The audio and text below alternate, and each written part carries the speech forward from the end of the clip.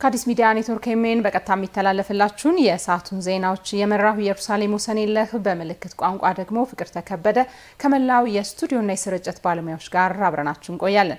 አብራችሁን ትሆኑ ዘንድ የአክብሮት ግብዣችን ነው። ወደ ቀዳሚ ዜናችን እናመራለን። ኢትዮጵያ በ2017 በጀት ዓመት ያስመዘገበችው የ9.2 በመቶ ኢኮኖሚያዊ እድገት ዜጎችን ማዕከል ያደረገ ሁሉን አካታችና ህዝብ ተኮር ውጤቶች የተገኙበት መሆኑን የብልጽግና ፓርቲ ምክትል ፕሬዝዳንት አቶ አደም ፋራህ አስታወቁ። ሪፖርተራችን መቅደስ ደምስ ዝርዝር ዘገባ ይዛለች። ኢትዮጵያ በ2017 በጀት ዓመት የ9.2 በመቶ ኢኮኖሚያዊ እድገትን አስመዝግባለች። ታዲያ የተመዘገበው ኢኮኖሚያዊ እድገት ሁሉን አካታችና ህዝብን የጠቀመ እንዲሆን ያደረገ ስለመሆኑ የብልጽግና ፓርቲ የስራ አስፈጻሚ ኮሚቴ በመደበኛ ጉባኤው ገምግሟል። ለዚህ ደግሞ ምርትና ምርታማነትን ማሳደግ ወሳኝ ሚና ተጫውቷል ይላሉ የፓርቲው ምክትል ፕሬዝዳንትና የዋና ጽህፈት ቤት ኃላፊው አቶ አደም ፋራህ። በ2010 ዓመተ ምህረት ይመረት የነበረው የሰብል ምርት 306.1 ሚሊዮን ኩንታል ነው በአመት። ይህንን በ2017 ወደ 1.57 ቢሊዮን ኩንታል ማሳደግ ተችሏል። ይሄ ማለት ከ2010 እስከ 2017 ድረስ በ5 እጥፍ ማሳደግ ተችሏል ማለት ነው። ከዚህ ጋር ተያይዞ በዋናነት ተጠቃሚ የሚሆኑት አብዛኛው የሀገራችን አርሶ አደር ደግሞ አነስተኛ ይዞታ ያለው በመሆኑ በተለይ ከ90% በላዩ በዚህ ውስጥ የሚታቀፍ በመሆኑ እድገቱ በዋናነት ሰፊውን ህዝብ ተጠቃሚ ያደረገ ፍትሃዊ ተጠቃሚነትን ያረጋገጠ የኑሮ ውድነትን ለማቃለል ከፍተኛ አስተዋጽኦ ያበረከተ መሆኑን ማየት ይቻላል። በገቢ ረገድም ሀገሪቱ ቀደም ባሉት ጊዜያት በአመት ታገኝ የነበረውን ጠቅላላ ገቢ በሩብ አመት ብቻ እየሰበሰበች መታለች ያሉት ምክትል ፕሬዝዳንቱ አቶ አደም ፋራህ በዘንድሮ በጀት አመት የመጀመሪያ ሩብ አመት ብቻ ከ480 ቢሊዮን ብር በላይ ገቢ መገኘቱን ማሳያ ያደርጋሉ። ይህ ደግሞ የኢኮኖሚያዊ እድገቱ ሁነኛ አመላካሽ ነው ይላሉ የፓርቲው ምክትል ፕሬዝዳንት። የውጭ ንግዷ ጭማሪ፣ የተኪ ምርት እንቅስቃሴዋ ትሩፋት ደግሞ ተጨማሪ ማስረጃ ናቸው። 2.5 ቢሊዮን ዶላር ያህል ከሸቀጥ ኤክስፖርት ተገኝቷል። የሐዋላው የአገልግሎት ሌሎች ሲጨመሩ በጣም ከፍ ያለ ነው። ከ1 ቢሊዮን ዶላር በላይ ይወጣባቸው የነበሩ ምርቶችን በሀገር ውስጥ መተካት ተችሏል። ኢትዮጵያ በታላቅ ትጋት ከ14 አመታት በኋላ መርቃ በይፋ ስራ ያስጀመረችው የታላቁ ህዳሴ ግድብን ጨምሮ ለእድገቷ ብርታት የሚሆኗት የተለያዩ የኃይል አማራጮች ላይ እየሰራች ከራሷም አልፎ ለሌሎችም እየተረፈች ትገኛለች ብለዋል አቶ አደም። ከጋዝ ኃይል ለማምረት ስራ ተጀምሯል። በአጠቃላይ ከዚህ የምናገኘው ኢነርጂ የህዳሴን ግማሽ ያህል ነው።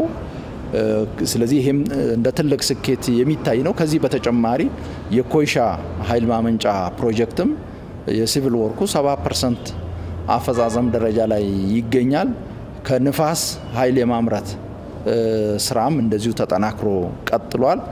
ስለዚህ እንደ ሀገር በቀጣይነት የሚያስፈልገንን ኃይል በራሳችን ከማምረት ከዛም አልፈን ኤክስፖርት ለማድረግ ምቹ ሁኔታ እየተፈጠረ መሆኑ ነው የተገመገመው። በስራ ዕድል ፈጠራና አቅመ ደካሞችን በመደገፍ ረገድ ዜጎችን ተጠቃሚ የሚያደርጉ ስራዎች ሲሰሩ ይሄው ህዝብ የሚፈልገውን አገልግሎት በተሳለጠ መልኩ የሚያገኝበት የአንድ ማዕከል አገልግሎት ከማሳያዎቹ መካከል ተጠቅሷል። 682528 ለሚሆኑ ዜጎች ቋሚ የስራ ዕድል መፍጠር ተችሏል። በመጀመሪያው ሩብ ዓመት ብቻ ከ160 ሺህ በላይ የሚሆኑ ቤቶች ዝቅተኛ ገቢ ላላቸው ዜጎች ተሰርቶ ወይም ተጠግኖ ተሰጥቷል ማለት ነው። ይሄ በብር ሲሰላ 39.56 ቢሊዮን ብር ያወጣል። ተማሪዎች ምገባ እሱም ተጠናክሮ ቀጥሏል። እንደዚሁም የትምህርት ቁሳቁስን በቤተሰባቸው ማሟላት ማይችሉ ተማሪዎችም እንደዚሁ የትምህርት ቁሳቁስ እንዲያገኙ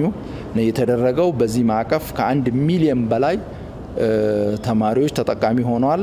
የተደረገላቸው የትምህርት ቁሳቁስ በገንዘብ ሲተመን ከ7.37 ቢሊዮን ብር በላይ እንደሆነ ነው የታየው። ስለዚህ እነዚህን በቀጣይም አጠናክሮ መቀጠል ያስፈልጋል በሚል ነው ስራ አስፈጻሚው አቅጣጫ ያስቀመጠው። በሚቀጥሉት ወራትም የመሶብ አንድ ማዕከል አገልግሎት ማዕከላት እንዲስፋፉን አቅጣጫ የተቀመጠው እስከ ሰኔ 2018 ድረስ ወደ 100 ለማድረስ ነው ታቅዶ እየተሰራ ያለው። ብልጽግና ፓርቲ በተለያዩ ሀገራዊ ጉዳዮችና የፓርቲ አጀንዳዎች ላይ ሲመክርም ሰንብቷል። በዚህም አቅጣጫዎችን ሲያስቀምጥ ፖለቲካዊ ጥያቄ አለኝ ከሚል አካል ጋር መነጋገርን አንዱ አድርጎታል። ብሔራዊ ጥቅምን ለማስጠበቅ የሚጠበቅበትን እንደሚወጣም ገልጿል። ማንኛውም የፖለቲካ ጥያቄ ያለው አካል ጥያቄውን በሰላማዊ መንገድ በዲሞክራሲያዊ መንገድ ለማካሄድ ምቹ ሁኔታ ተፈጥሯል።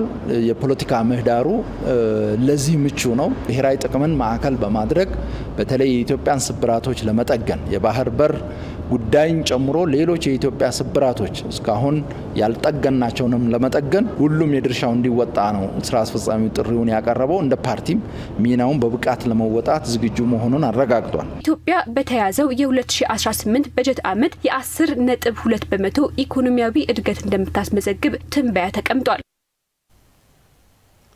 የአማራ ክልል መንግስትና የፖለቲካ ፓርቲዎች የጋራ ምክር ቤት አባላት የምክክር መድረክ በባህር ዳር ከተማ ተካሄደ። በመድረኩ በምክትል ጠቅላይ ሚኒስትር ማዕረግ የዲሞክራሲ ስርዓት ግንባታ ማስተባበሪያ ማዕከል ዋና ኃላፊና የብልጽግና ፓርቲ ምክትል ፕሬዝዳንት አደም ፋራህ እንዲሁም የአማራ ክልል ርዕሰ መስተዳድር አረጋ ከበደን ጨምሮ ከፍተኛ የመንግስት አመራሮችና በክልሉ የሚንቀሳቀሱ የፖለቲካ ፓርቲዎች ተወካዮች ተሳትፈዋል። አቶ አደም በኢትዮጵያ በምክክርና በፉክክር ላይ መሰረት ያደረገ የዳበረ የፖለቲካ ስርዓት እየተገነባ ይገኛል ብለዋል። ጠንካራ ህገ መንግስትና ብሔራዊ ምርጫ ቦርድን ጨምሮ የህግ ማዕቀፎች፣ ተቋማዊ አደረጃጀቶችና ሌሎች አስቻይ ሁኔታዎች መፈጠራቸውን ገልጸዋል። የፖለቲካ ፓርቲዎች እርስ በርስ የሚመካከሩበት፣ ሌሎች ፓርቲዎች ገዢውን ፓርቲ የሚሞግቱበት የምክክርና የፉክክር ሚዛንን የጠበቀ ጤናማ የፖለቲካ ምህዳር መፈጠሩን አክለዋል። ፓርቲዎች የሀገሪቱን ብሔራዊ ጥቅም በሚያስጠብቅ መልኩ ህግና ስርዓትን አክብረው በመንቀሳቀስ ለሀገራዊ ሰላምና መረጋጋት የድርሻቸውን ማበርከት እንደሚገባቸው አመላክተዋል። የአማራ ክልል ርዕሰ መስተዳድር አረጋ ከበደ በበኩላቸው ከሀገራዊ ለውጥ ወዲህ በኢትዮጵያ የዳበረ የፖለቲካ ስርዓት ለመገንባት ምቹ ሁኔታ መፈጠሩን ጠቅሰው ሰላማዊ አማራጭን በመጠቀም የሚንቀሳቀሱ ፓርቲዎችም ለዳበረ የፖለቲካ ልምምድ አዎንታዊ ሚናቸውን እየተወጡ እንደሚገኙ አክለዋል።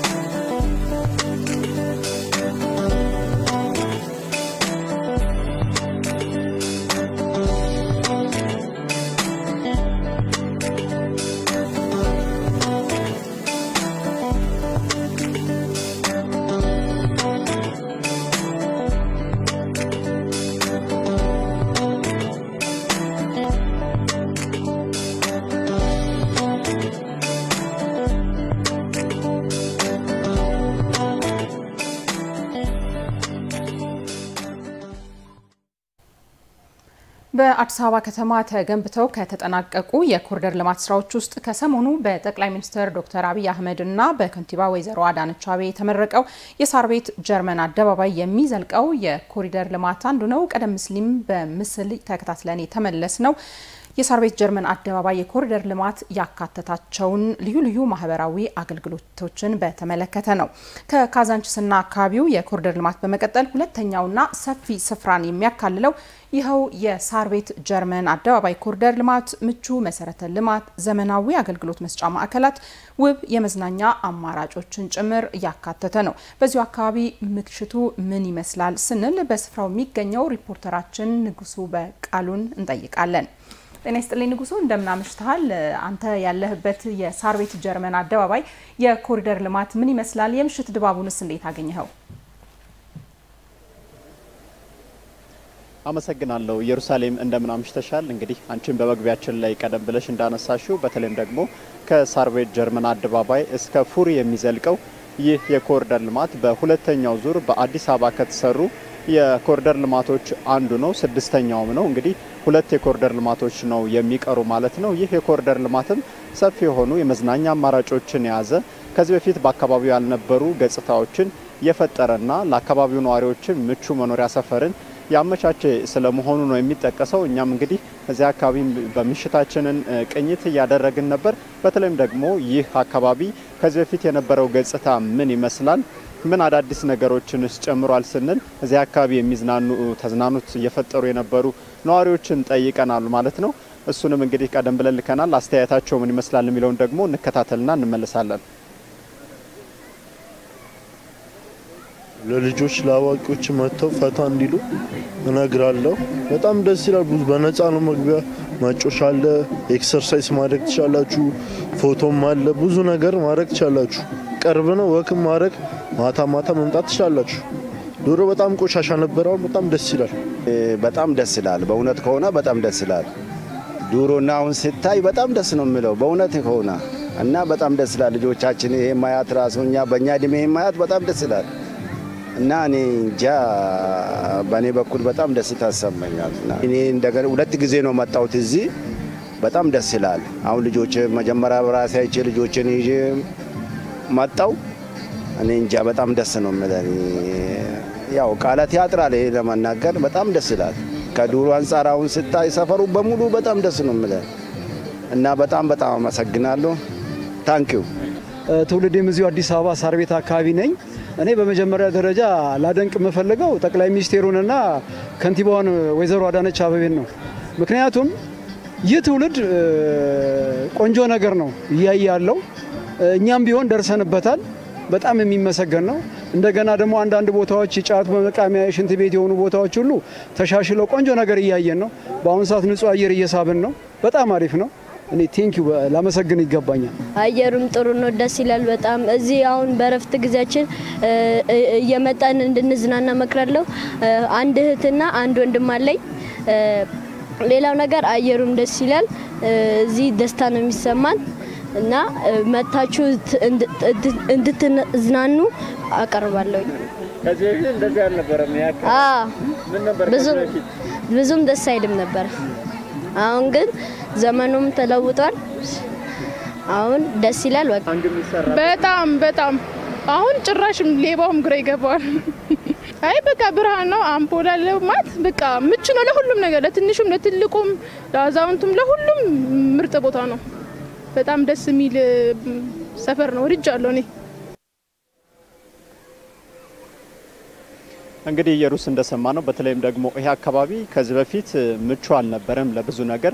በተለይም ደግሞ ደህንነትን ከማስጠበቅ አኳያ ብዙ ሃንግ የሚሰራበት በአካባቢው በምሽት ለመንቀሳቀስ ምቹ ያልነበረ አካባቢ ነበር ማለት ነው። አሁን ላይ ግን በብርሃን የተሞላ ሆኖ ለመኖርም ለመዝናናትም እንዲሁም ደግሞ ለስራም የተመቸ ሆኖ ተሰርቷል ማለት ነው። ከዛ ባሻገር ደግሞ የትራንስፖርት መሰረተ ልማቶችን በማሟላት የትራፊክ ፍሰቱ እንዲሳለጥና የትራፊክ አደጋውንም በመቀነስ በኩል ሰፊ ድልን ይዞ የሚመጣ ነው። በተለይም ደግሞ በሳይክል መንቀሳቀስ የሚያስችል ወክ ማድረግ የሚያስችል መንገዶች አሉ። ለመኪናዎችም እንግዲህ ጥራቱን የጠበቀ የመሰረተ ልማት ተሟልቶለት እንግዲህ አሽከርካሪዎችም ተሽከርካሪዎችም ከዛ ባሻገር ደግሞ እግረኞችም የተሻለ የሆነ የትራፊክ ፍሰት የሚያገኙበት ይህ የኮሪደር ልማት መሆኑን ተመልክቻለሁ ማለት ነው። በአጠቃላይ ግን ይህ የኮሪደር ልማት ልክ እንደ ሌሎች የኮሪደር ልማቶች ጭምር ማለት ነው መሰረተ ልማቱ የተሟላለት ደረጃውን የጠበቀ እንዲሆንና አዲስ አበባ የሚያደርግ ስሟን እንዲመጥን ተደርጎ የተሰራ የኮሪደር ልማት መሆኑን ተመልክቻለሁ ማለት ነው። ያለ መረጃ ይሄ ነው። አመሰግናለሁ። ግናለው ሪፖርተራችን ንጉሱ በቃሉ ከሳር ቤት ጀርመን አደባባይ ያለውን የኮሪደር ልማት ቃኝታ እንዲሁም የምሽት ድባቡን ስላካፈልከን መልካም ምሽት ይሁንልህ። ቀጥለናል ተመልካቾቻችን ከአዲስ ሚዲያ ኔትወርክ ኤምኤን በቀጥታ የሚተላለፍላችሁን የምሽት ዜናችንን ነው በመከታተል ላይ ያላችሁት። ወደ ቀጣይ ዜናችን አመራን። ለነገዋ የሴቶች ተሃድሶና ክህሎት ማበልጸጊያ ማዕከል የማህበራዊ ችግር ተጋላጭ የነበሩ ሴቶችን ህይወት በመቀየር ነገን እንዲያልሙ ማድረግ የቻለ መሆኑን በአዲስ አበባ ምክር ቤት የሴቶችና ማህበራዊ ጉዳይ ቋሚ ኮሚቴ ገለጸ። የቋሚ ኮሚቴው አባላት የማዕከሉን የስራ እንቅስቃሴ ጎብኝተዋል። ማዕከሉ በአራተኛ ዙሪያ ስልጠና መርሃ ግብር 1000 ሴቶችን ተቀብሎ ማሰልጠን ጀምሯል። ሪፖርተራችን ፍቃዱ መለሰ ተጨማሪውን ይዟል። የማህበረሰቡ ግማሽ ያሉ ሴቶች ትኩረት ባለማግኘታቸው ለበርካታ ችግሮች ሲጋለጡ ይስተዋላል። በተለያዩ ፈተናዎች ምክንያትም ኑሮን ለማሸነፍ ህይወትን ለማስቀጠል ወደ አላስፈላጊ ድርጊት የሚገቡት ቀላል የሚባሉ አይደሉም። በተለያዩ አስከፊ ህይወት ውስጥ የሚያልፉ ሴቶችን ችግር በማቃለል እየሰራ ያለው ለነገው የሴቶች ተሃድሶና ክህሎት ማበልጸጊያ ማዕከል ታዳ ሴቶችን በመቀበል የሙያና የክህሎት ስልጠና በመስጠት ከነበሩበት ችግር እያስወጣ ይገኛል። ከመጋቢት 2016 ዓ.ም ጀምሮም በ3 ዙር 1500 የሚጠጉ ሴቶችን ማብቃትና የሙያ ባለቤት ማድረግ ችሏል። ማዕከሉ ካሁን ድረስ ለ3 ተከታታይ ጊዜያት አስመርቋል። በተለይም እነዚህ ለ3 ተከታታይ ጊዜ የተመረቁት ወደ 1500 የሚጠጉ ናቸው። በበርካታ የሙያ ዘርፎች ነው የተመረቁት።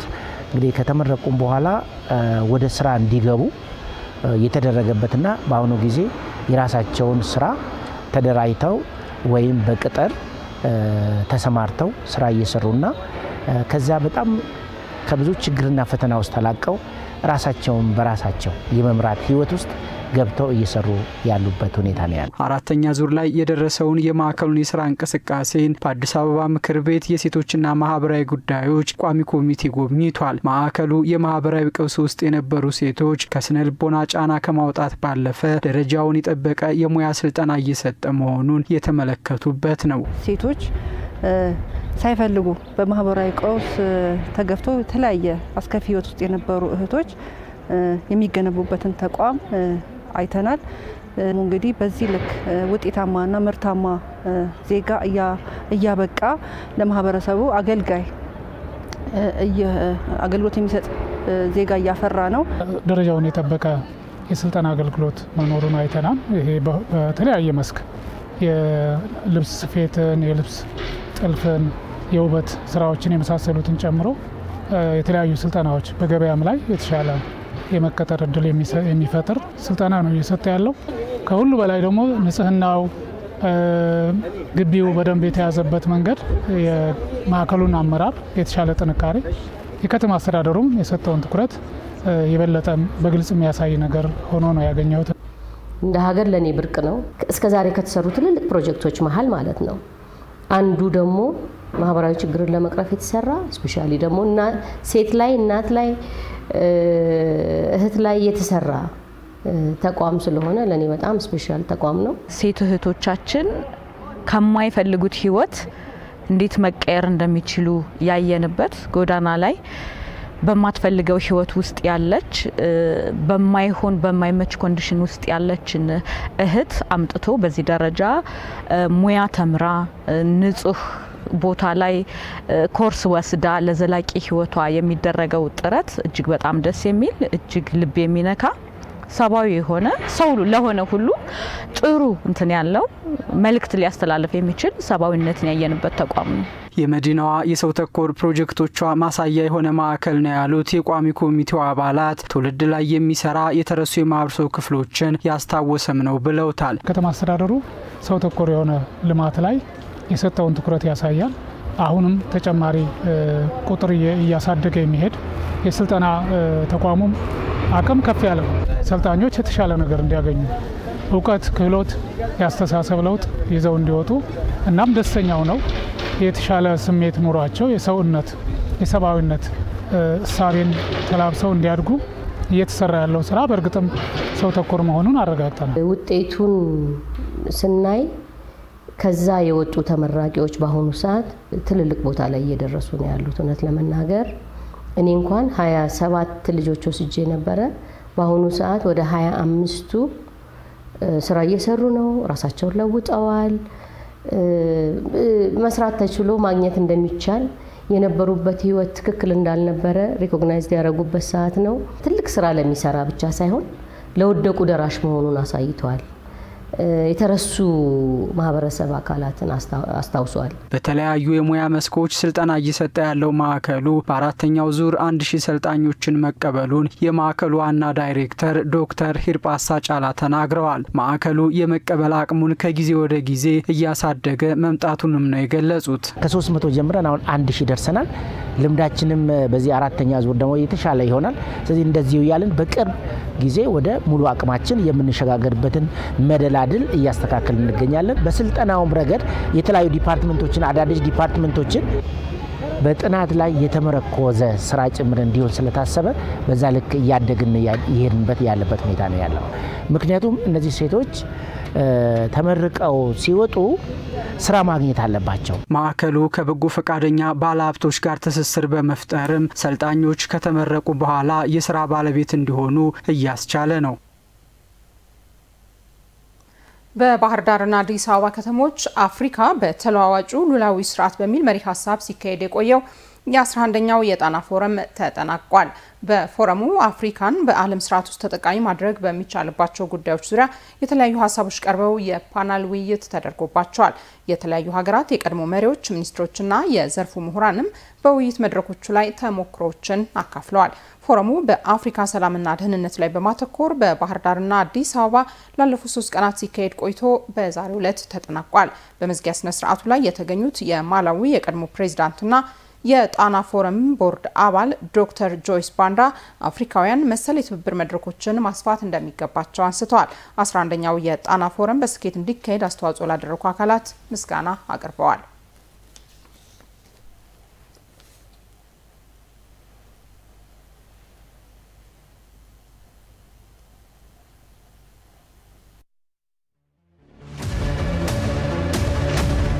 ባደግን ቁጥር ትልቀታችን በተረጋገጠ ቁጥር ሀብታችን መውጣት የጀመረ ቁጥር አሁን የምናቃቸው ፈተናዎች ብቻ ሳይሆኑ አዳዲስ ፈተናዎች ይወለዳሉ። ከእያንዳንዱ ችግር ውስጥ እድል ማውጣት ይቻላል። እሳት የፈጠረውና የሚለኩሰው ሰው ሲጠፋ እሱም ማሳደድ ብቻ ሳይሆን መሞከር ይቻላል የሚል እሳቤ ሲኖር ማለት ነው። አሁንም ፈተና አለ፣ ነገም ይኖራል፣ ትናንትም ነበረ። ነገር ግን እኛ በእይታ ለውጥ ስራዎቻችን እንሰራለን። ኢትዮጵያ ትበለጽጋለች፣ የሚገባትን ስፍራ ትይዛለች። ያ ስፍራዋን የመያዝ ጉጉትና ምኞት ግን ከኛ ጥረት ውጪ ድካም ውጪ የሚረጋገጥበት ምንም መንገድ አለ ብዬ አላምንም።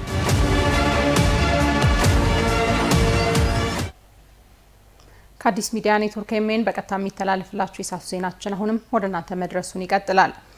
በቅዳሜና እሁድ ገበያዎች የፍጆታ ምርቶች በተመጣጣኝ ዋጋ እየቀረበልን ነው ሲሉ ሸማቾች ገለጹ። ሸማቾቹ ከአካባቢያቸው ሱቆች ከሚገዙት ባነሰ ዋጋ እየገበዩ መሆናቸውን ለኤኤምኤን ተናግረዋል። በቅዳሜና እሁድ ገበያዎች የሸማቹን ፍላጎት ያማከለ ምርቶችን ይዘው መቅረባቸውንም ነጋዴዎች ተናግረዋል። ሪፖርተራችን መሐመድ ኑራሊ በለሚኩራ ክፍለ ከተማ በቦሌ አራብሳ ወረዳ 4 እና ወረዳ 6 የቅዳሜና እሁድ ገበያ ግብይት ምን ይመስላል ሲል ቅኝት አድርጓል። አብረን እንከታተለው። የአዲስ አበባ ከተማ አስተዳደር በዝቅተኛ የኑሮ ደረጃ ላይ ላሉ ነዋሪዎች ፍላጎትና አቅምን ያገናዘበ የቅዳሜና እሁድ ገበያዎችን በማስፋት ማህበረሰቡን ተደራሽ እያደረገ ይገኛል። በዚህም አስተዳደሩ የኑሮ ውድነት ጫናን ለመቀነስና ገበያውን ለማረጋጋት ለማህበረሰቡ ተደራሽ የሆኑ የገበያ ማዕከላትን ጨምሮ የመገበያያ ስፍራዎችን በማዘጋጀት ሸማቹ በተመጣጣኝ ዋጋ አገልግሎቱን እንዲያገኝ እያደረገ ነው። ኤኤምኤን በለሚ ኩራ ክፍለ ከተማ በቦሌ አራብሳ ወረዳ 4 እና ወረዳ 6 አካባቢ የቅዳሜና እሁድ ገበያዎችን ቅኝት አድርጓል።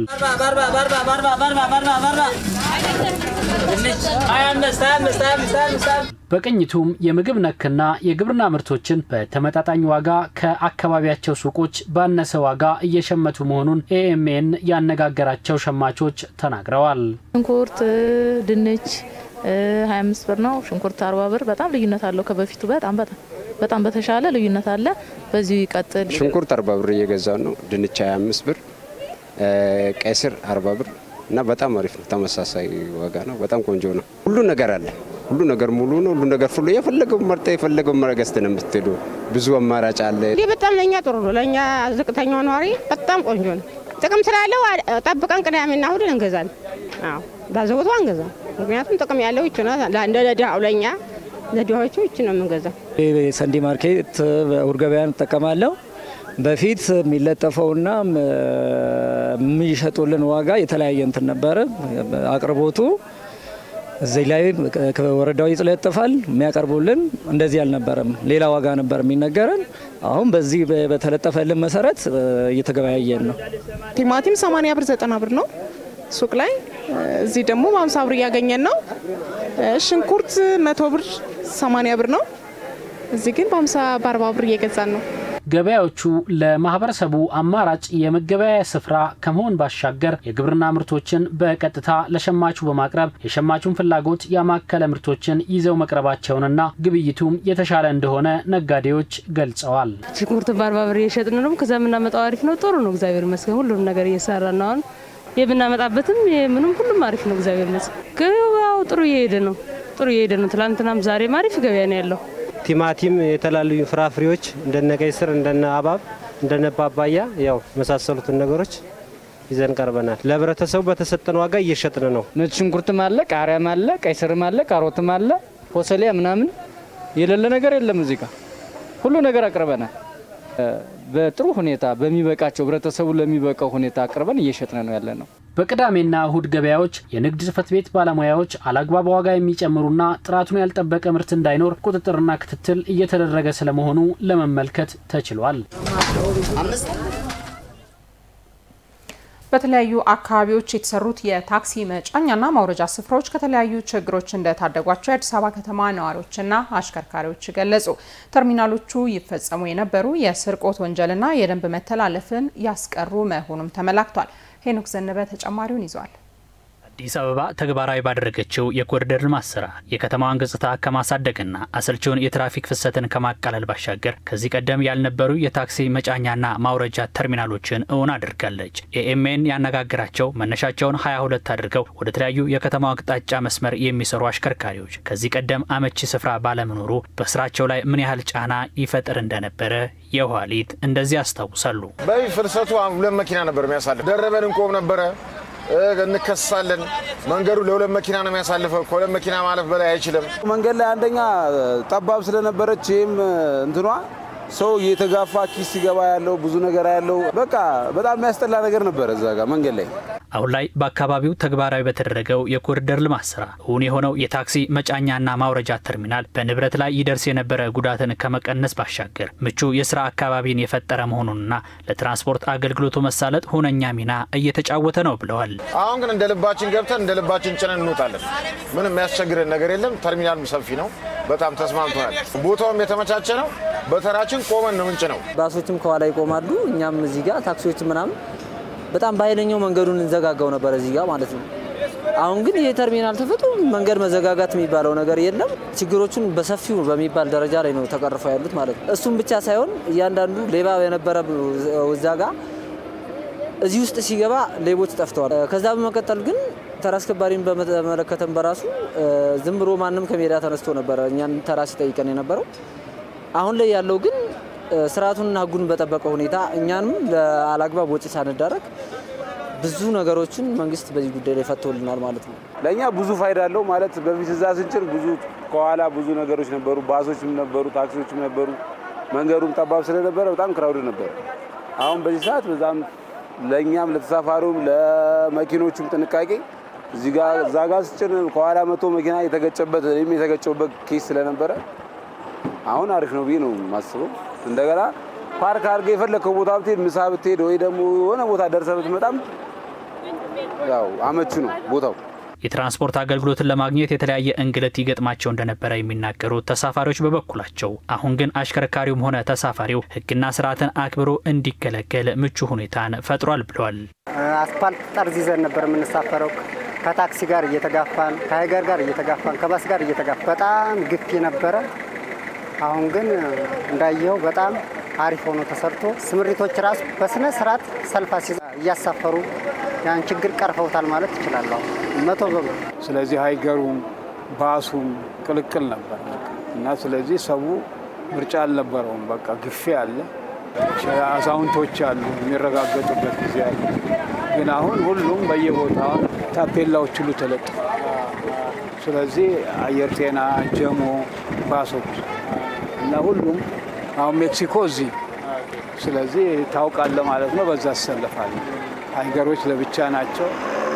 ታክሲ እንግዲህ ጭኖ በዚሁ ነው ብለው እና አሁን በጣም አሪፍ። መዲናዋ በሁለት ዙር ባከናወናቸው የኮሪደር ልማት ስራ መዳረሻዎች በሺዎች የሚቆጠሩ የመጫኛና ማውረጃ ተርሚናሎች ተገንብተው አገልግሎት እየሰጡ ይገኛሉ። ምርቶችን በስፋት በመሰብሰብ ያልተቋረጠ የምርት አቅርቦትና የተረጋጋ የግብይት ስርዓት እንዲኖር የተጀመሩ ስራዎች ተጠናክረው እንደሚቀጥሉ የአዲስ አበባ ህብረት ስራ ኮሚሽን አስታወቀ። በሁሉም ሸማች ማህበራት በቂ የግብርናና የኢንዱስትሪ ምርት ክምችት መኖሩን ኮሚሽኑ አረጋግጧል። የሸማች ማህበራት የምርት አቅርቦት በአዲስ አበባ ህብረት ስራ ኮሚሽን አመራሮች ተጎብኝቷል። ቴዎድሮስ ኢሳ ዝርዝር አለው። አምራችና ሸማቹን በማስተሳሰር የመዲና ኗሪ የፍጆታ እቃዎችን በተመጣጣኝ ዋጋና ጥራት እንዲያገኝ የአዲስ አበባ ከተማ አስተዳደር ትኩረት ሰጥቶ እየሰራ ይገኛል። በከተማው የሚገኙ ህብረት ስራ ማህበራትም በቂ ምርት ወደ ከተማው በማስገባት በመዲናዋ የዋጋ ንረትን ማረጋጋትና የምርት እጥረት እንዳይፈጠር እያደረጉም ይገኛል። በተንዛዛ የግብይት ሰንሰለት ምክንያት የሚደርሰውን አላስፈላጊ የዋጋ ጭማሪ በማስቀረት በኩልም ማህበራቱ ሚናቸው ጉልህ ነው። ማህበራቱ ከግብርና እስከ ኢንዱስትሪ ምርት ለሸማች በማድረስ የሸማቹን ፍላጎትና የመግዛት አቅም ታሳቢ በማድረግ በተመጣጣኝ ዋጋ ማቅረባቸውን አጠናክረው ቀጥለዋል። በመጋዘናችን ያው ማየት እንደሚቻለው ብዙ የምርት አይነት ነው ያለው። ለምሳሌ ጤፍ በበቂ ሁኔታ ጤፍ ሲባል ነጭ አለ፣ ሰርገኛ አለ፣ በቀይ ጤፍ አለ። ተጨማሪ እንደምታየው መኮረኒ አለ፣ ፓስታ አለ፣ ሩዝ አለ። ሌሎች ደግሞ የአተር ክክና ምስር ክክ በየአይነታቸው አሉ ማለት ነው። ኢንዱስትሪ ምርቶች ደግሞ ፓስታ፣ መኮሮኒ፣ ሩዝ፣ የጤፍ ሩዝ የሚባሉ አሉ። እነዛ ምርቶችን ፕላስ ደግሞ የአተር ክክ፣ ምስር ክክ እነዚህ ነገሮች በጣም አስፈላጊ ነገሮች ናቸው። ከዚህ በፊት እንግዲህ ለ14 ሸማች ማህበራት አሉ። 14ቱ ሸማች ማህበራት በበቂ ምርቱን ከዚህ ወስደዋል። ኢንኬዝ ብለን ደግሞ ለስቶክ ይሄ የያዝነው ምርት ነው ማለት ነው። አገልግሎቱ የሱፐርማርኬት አገልግሎት፣ የወፍጮ ቤት አገልግሎት እንሰጣለን። በተጨማሪ ስጋ ቤት አገልግሎት፣ መዝናኛ አለ። እንጀራ አምርተንም ለህብረተሰቡ ለአካባቢ ህብረተሰብ ሽያጭ እያቀረብን ያለ ነው። የእነዚሁ ማህበራት የምርት አቅርቦትም በአዲስ አበባ ህብረት ስራ ኮሚሽን አመራሮች ተጎብኝቷል። የአዲስ አበባ ህብረት ስራ ኮሚሽን ኮሚሽነር ሽታይ መሐመድ በተከናወኑ ተግባራት በሁሉም ሸማች ማህበራት በቂ የግብርናና የኢንዱስትሪ ምርት ክምችት እንዲኖር አስችሏል ብለዋል። ከተማ አስተዳደሩ ላይ የኑሮ ውድነት ከማረጋጋት አኳያ በርካታ ስራዎች እየተሰሩ ነው። አንዱ በእኛ ዘርፍ የሚሰራው ከተለያዩ ቦታዎች አጎራባች በሆኑ ክልሎችን ታሳቢ ከዩኒየኖች ጋር በመነጋገር የተለያዩ ምርቶችን እያስገባን ነው ያለነው። እንደምታዩት አብዛኛው መጋዘኖቻችን ምርቶች አሉ። 2800 በላይ ሱቆች አሉ ከሳንዴ ማርኬት በተጨማሪ። ይሄ ሁሉ የተፈጠረው ምንድነው? ህብረተሰቡ በቀላሉ ሄዶ ከሸማቾች የህብረት ስራ ማህበራት እንዲገዛ ነው። ቀጣይ በሁለት ወራት ደግሞ ከዚህ የበለጠ ምርቶችን እናስገባለን። ለምን ህብረተሰቡ መግዛት አለበት፣ መጠቀም አለበት። ማህበራቱ ምርቶች ላይ የተለያዩ ሴቶችን ጨምረው በተመጣጣኝ ዋጋ ለህብረተሰቡ ምርቶችን እያቀርቡ እንደሚገኝም ተገልጿል። ያስገባናቸው ምርቶች እሴት በመጨመር ህብረተሰቡ በቀላሉ መጠቀም የሚችልበት አዳዲስ ከዚህ በፊት በኮሚሽኑ በዩኒየኖቻችን የነበሩ ኪራይ ውስጥ የነበሩ የሸማቾች የህብረት ስራ ማህበራት ንብረቶች አስለቅቀን አዘምነን ህብረተሰቡን በቀጥታ ተጠቃሚ የሚሆንበትን ስራ ነው እየሰራን ያለ ነው። የግብርና ምርት፣ የኢንዱስትሪ ምርት በሙሉ በበቂ ሁኔታ ዩኒየኖች ጋር ሸማቾች ጋር መኖሩን በዚህ ልክ እንግዲህ ዛሬ ማየት ችለናል። እሱ ብቻ አይደለም፣ እሴት ጨምሮበት ዳቦን፣ እንጀራ፣ ድርቆሽ አድርጎ 11 ክፍለ ከተማ በጣም በጥሩ ሁኔታ ውድድር ውስጥ ገብቶ እሴት ጨምሮበት ገባን እያረጋጉ ይገኛል። ቀጣይ ከሸማችነት ወደ አምራችነት እንዲገቡ ስራ እየሰራ እንገኛለን። ከሸማች ህብረት ስራ ማህበራት ምርቶችን በጥራትና በተመጣጣኝ ዋጋ እያገኙ መሆናቸውን የተናገሩ ደግሞ ሸማቾች ናቸው። እዚህ መጥቼ የምገዛበት ትልቁ ጉዳይ ምንድነው ካላችሁኝ፣ እንጀራው አሪፍ ነው፣ ዳቦ አሪፍ ነው። ሁሉም ሰው እንደነዚህ ቢሆን አሪፍ ነው እላለሁ። እንደነዚህ በጥራት አዘጋጅቶ ለህብረተሰቡ በታማኝነት ቢሸጥ ተወዳጅነት ታማኝነት ማትረፍ ይሆናል። ዋጋው ሁኔታ ምናምን አንዳንድ ነገር ሳይ ደስ ይላል። ዳቦ ቅናሽ ነው፣ ሳይሆን ጥሩ ነው ጥራቱ። እንግዲህ ያው ውስጡ ስገባ ደስ ብሎኛል። ሌላን ጊዜ እመጣለሁ። በዚሁ ቀጥሉበት። ዝቅተኛ ገቢ ላለው ሰው ይሆናል ብዬ ገምታለሁኝ።